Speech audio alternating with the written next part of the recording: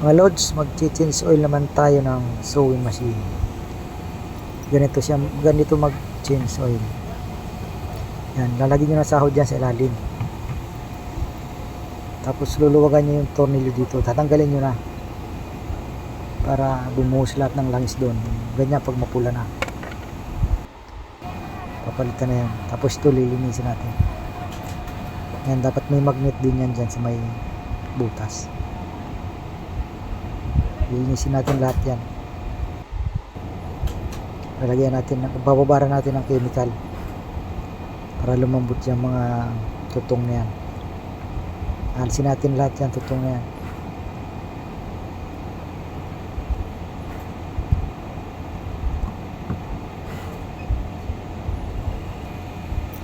Babad lang natin ng 5 minutes bago natin kuskusin. Medyo matagal, mas maganda para isang kuskus mo lang puti agad yan.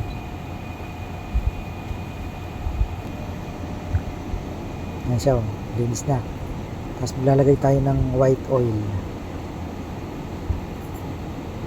Yan, parang walang langis siya, sobrang linaw.